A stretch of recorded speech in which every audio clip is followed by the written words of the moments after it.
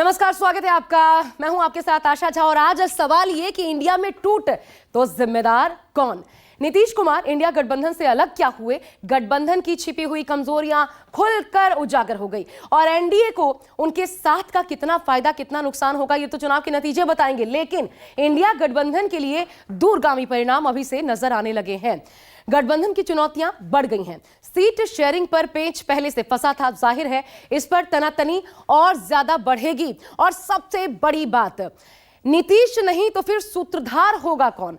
लेकिन नीतीश कुमार ने जो आरोप लगाकर खुद को इंडिया गठबंधन से अलग किया, उसके बाद सवाल यही कि इंडिया में टूट का जिम्मेदार कौन, राजद या कांग्रेस या फिर नीतीश कुमार की वो महत्वाकांक्षाएं जिनको पूरा न होते देख नीतीश ने चुनाव पूर्व खुद को अलायंस से अलग करने में ही अपनी भलाई समझी। आज देखिए इंडिया में टूट तो जिम्मेदार कौन।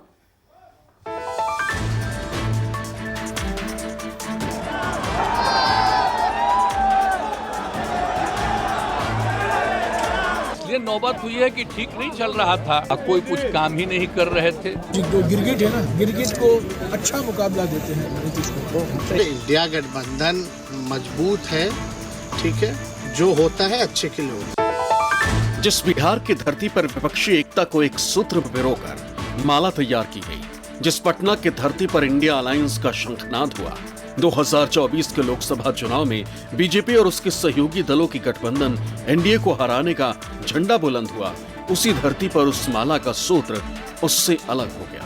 मैं नीतीश कुमार सत्यनिष्ठा से प्रतिज्ञान करता हूं। विपक्षी दलों की माला टूटकर बिखर गई। जो नीतीश कुमार मोदी को हराने के सूत्रधार बने, जनवरी खत्म होते होते मोदी के साथ हो लिए, इंडिया की टीम को तगड़ा झटका दे दिया।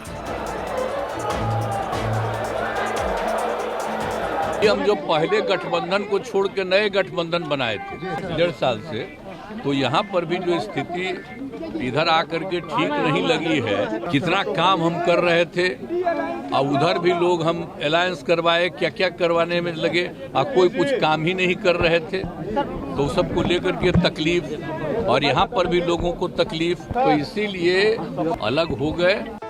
बिहार में सत्ता परिवर्तन होता रहा और इंडिया गठबंधन के नेता देखते रह गए। नीतीश कुमार की पार्टी जेडीयू एनडीए में शामिल हो गई। नीतीश ने 9वीं बार सीएम पद की शपथ ले ली। मैं नीतीश कुमार सत्यनिष्ठा से प्रतिज्ञान करता हूं कि मैं विधि द्वारा स्थापित भारत के संविधान के प्रति सच्ची श्रद्धा और निष्ठा रखूंगा। उधर नीतीश ने शपथ ली, इधर इंडिया गठबंधन के नेता बीजेपी के साथ साथ नीतीश पर हमलावर हो उठे। ये दिखाने की कोशिश करने लगे कि नीतीश कुमार का एक बार फिर पाला बदलना विपक्षी गठबंधन के लिए कोई मायने नहीं रखता। ये सूचना तो हमको बिहार के डिप्टी चीफ मिनिस्टर और लल्लू प्रसाद दोनों ने दिए थे और आज वो सच हुआ। ऐसे देश में तो बहुत से लोग हैं, आए आराम गए आराम, बहुत लोग। हम लोग तो देखिए काम में विश्वास रखते हैं, ईमानदारी से काम किया, धर्म निभाया, लेकिन अभी तो खेला बाकी है। सरकार हम लोगों ने बड़े उम्मीदों के साथ बनाया था और किस उद्देश्य के साथ बनाया था वो नीतीश कुमार जी ने आपको उस समय बताने का भी काम किया।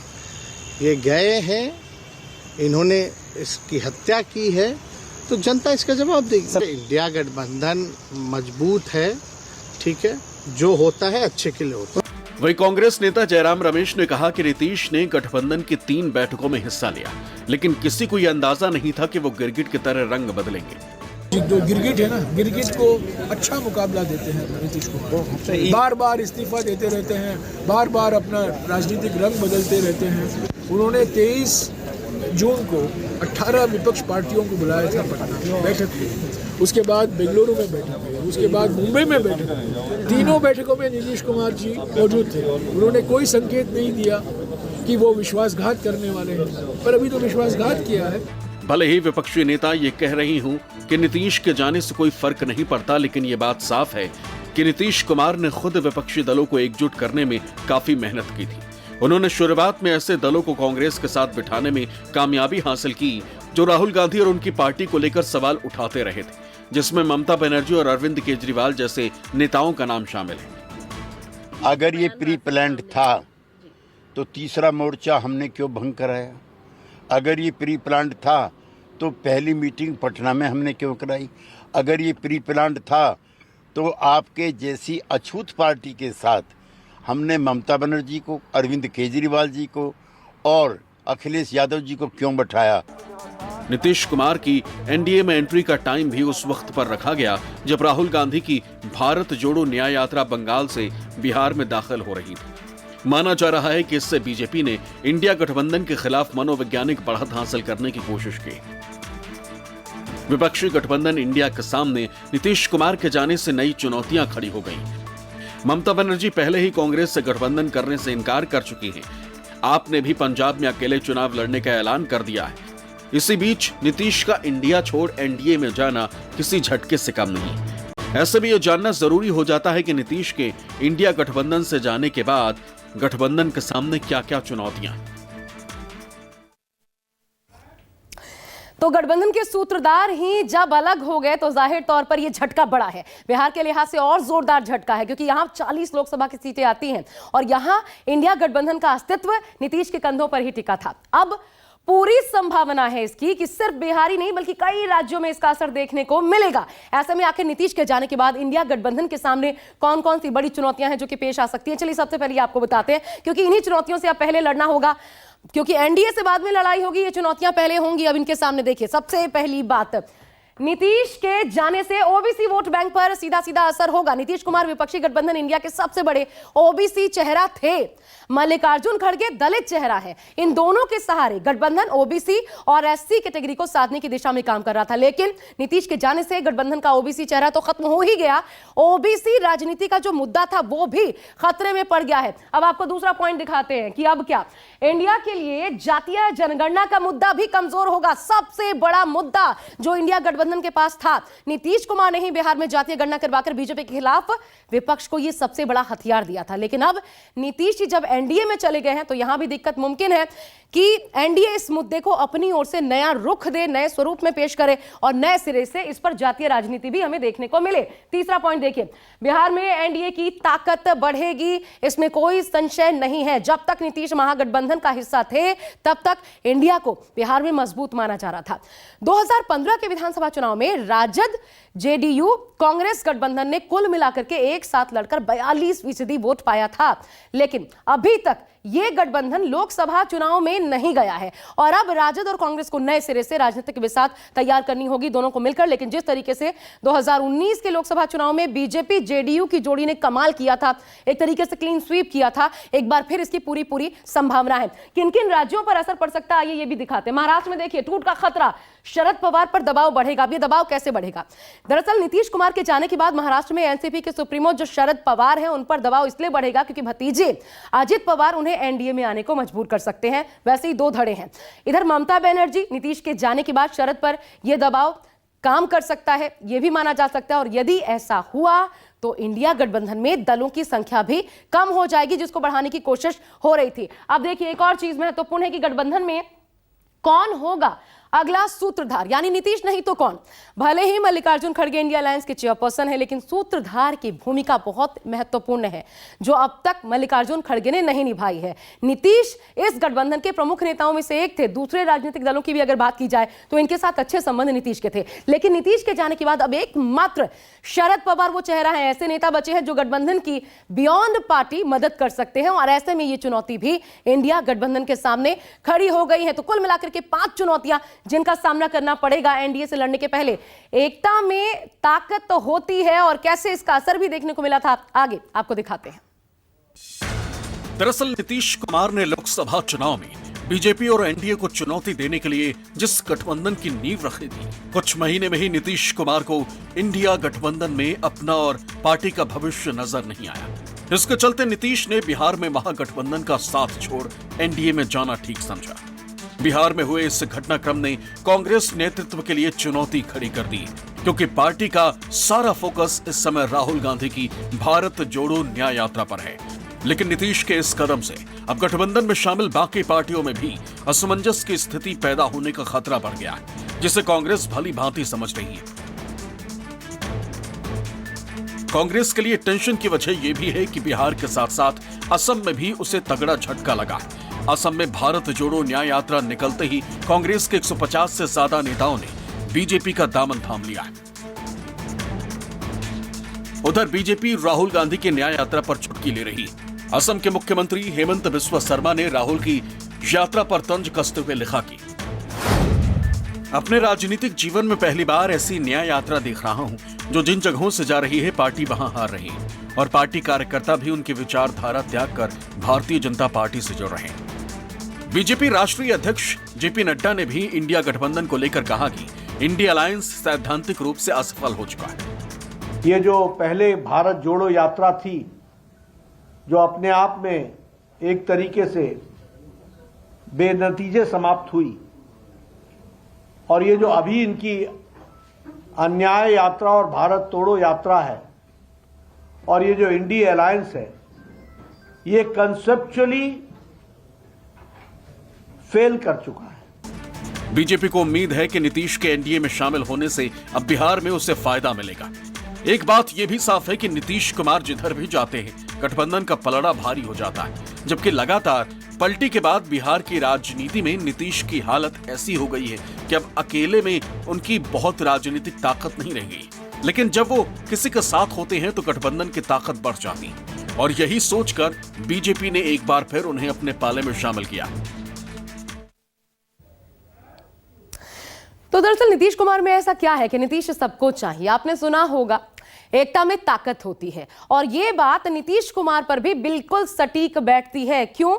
क्योंकि पिछले कुछ सालों से नीतीश कुमार की जो पलटी मार पॉलिटिक्स है, इसकी वजह से उनकी ताकत कमजोर हुई है, लेकिन वही जब वो गठबंधन में किसी के साथ होते हैं तो वो ताकत दोगुनी हो जाती है। और यही वजह है कि बिहार की सियासत की जब बात की जाती है तो सभी को नीतीश चाहिए, नीतीश को साथ लेकर सब चलना चाहते हैं, क्योंकि बीजेपी भी इसे बखूबी समझती है। और ऐसे में आपको साल 2009 से लेकर के 2019 तक के चुनाव के लिहाज से समझाते हैं, आंकड़ों की जुबानी, यानी एक दशक का पूरा हिसाब किताब आपको दिखाते हैं कैसे नीतीश मजबूरी और जरूरी दोनों हो जाते हैं। देखिए 2009 बीजेपी का वोट परसेंट देखिए 14% था, सीटें कितनी मिली थी? 12 सीटें आई थी। जेडीयू को देखिए, उस दौरान जेडीयू का परफॉर्मेंस आप 2009 लोकसभा चुनाव की हम बात कर रहे हैं, देख सकते हैं बीजेपी से कहीं ज्यादा 20 सीटें लाई थी। और अगर आप वोटिंग परसेंटेज की भी बात करें, जो वोट प्रतिशत था 24% था। ये मिलकर चुनाव लड़ा गया था। तब हालांकि मोदी नहीं थे, याद रखिए, मिलकर दोनों पार्टियों ने चुनाव लड़ा था, लेकिन यहां जेडीयू का परफॉर्मेंस आपको बेहतर नजर आ रहा है और मिलकर एक अच्छा परफॉर्मेंस दोनों ने दिखाया था। इसके बाद आइए हम 2014 की भी बात कर लेते हैं। यहां पर देखिए बीजेपी 22 सीटें लाई थी, 29.4% वोट। जेडीयू देखिए महज 2 सीटें और 15.80% जेडीयू को वोट मिले थे। अब यह स्थिति कब बनी थी? ये तब थी जब दोनों पार्टियों ने अलग अलग चुनाव लड़ा था। तब किसको फायदा हुआ, किसको नुकसान, ये साफ साफ जो आंकड़े हैं वो गवाही दे रहे हैं। यहां पर ये मोदी मैजिक देखने को मिला था, जिसका साफ बीजेपी को फायदा हुआ था। अब साल 2019 एक और चुनाव की बात कर लेते हैं। मिलकर फिर से देखिए, यहां चुनाव लड़ा गया। बीजेपी को 17 सीटें आई, जेडीयू को 16 सीटें आई। 23.58 बीजेपी का वोट प्रतिशत, 21.81 और ये जेडीयू का वोट प्रतिशत, यानी एनडीए गठबंधन नीतीश का साथ पाकर और भी ताकतवर हुआ है। इसके पक्के सबूत है, क्योंकि 6 सीटें रामविलास पासवान की पार्टी एलजेपी ने उस वक्त जीती थी, तो एनडीए ने 40 में से कुल मिलाकर के 39 सीटें अपने नाम किया था। यानी नीतीश का साथ बीजेपी को हमेशा से फायदा पहुंचाता आया है, और यही वजह है कि एक बार फिर बीजेपी ने जेडीयू के साथ गठबंधन के लिए तुरंत हामी भर दी, क्योंकि इस बार अगर नीतीश इंडिया गठबंधन के साथ चुनाव लड़ते तो बीजेपी को यकीनन बिहार में भारी कीमत इसकी चुकानी पड़ती। लेकिन वहीं नीतीश के इस फैसले से दिल्ली के मुख्यमंत्री और आम आदमी पार्टी के संयोजक अरविंद केजरीवाल खुश नजर नहीं आ रहे। साथ ही ये कह रहे हैं कि नीतीश के जाने से एनडीए का फायदा कम, नुकसान ज्यादा है। मुझे लगता है कि नीतीश जी को नहीं जाना चाहिए था। उन्होंने जो किया वो ठीक नहीं किया, गलत किया उन्होंने। जनतंत्र के लिए इस तरह का कंडक्ट सही नहीं है। इससे एनडीए को फायदे की बजाय भारी नुकसान होगा बिहार के अंदर। ये तो रिजल्ट्स ही बताएंगे, लेकिन मेरा अपना मानना है कि एनडीए को बिहार के अंदर इससे काफी ज्यादा नुकसान होगा। इंडिया गठबंधन को फायदा होगा। इंडिया गठबंधन के लिए 2024 की राहें कांटों भरी हो गई। बंगाल में ममता बनर्जी ने अकेले चुनाव लड़ने का ऐलान कर दिया है। वहीं पंजाब में मुख्यमंत्री भगवंत मान ने पंजाब में गठबंधन से साफ मना कर दिया। वहीं बिहार में नीतीश कुमार ने पलटी मार दी है, यानी नीतीश एनडीए में शामिल हो गए। उत्तर भारत में इंडिया गठबंधन के 3 बड़े घटक दल थे, ममता, नीतीश और अखिलेश। ममता अकेले चुनाव लड़ेंगी, नीतीश एनडीए में शामिल हो गए, तो वहीं अखिलेश यादव के 11 सीटों वाले ऑफर पर कांग्रेस चुप्पी साधे हुए। यानी पहले बंगाल में ममता ने गठबंधन को डेंट लगाया और फिर बिहार में नीतीश ने झटका दिया, और अब यूपी में अखिलेश का ऑफर साफ दर्शाता है कि गठबंधन की राहें 2024 के चुनाव आते आते कितनी मुश्किल हो रही। आने वाले लोकसभा चुनाव में जिस तरह से कांग्रेस के साथ विपक्षी गठबंधन के जो घटक दल हैं जिस तरह से दूर होते जा रहे हैं, उसे लेकर माना जा रहा है कि कांग्रेस को ज़्यादा सीटों पर उम्मीदवार लड़ाने पड़ेंगे, उतारने पड़ेंगे। तो इससे साबित है कि कांग्रेस को भी अपनी ताकत दिखाने का एक मौका मिलेगा। और अभी से ये आंका जा रहा है कि कांग्रेस इस बार भी 2014 और 2019 के लोकसभा चुनाव की तरह ही कुछ गिनी चुनी सीटें ले पाएगी।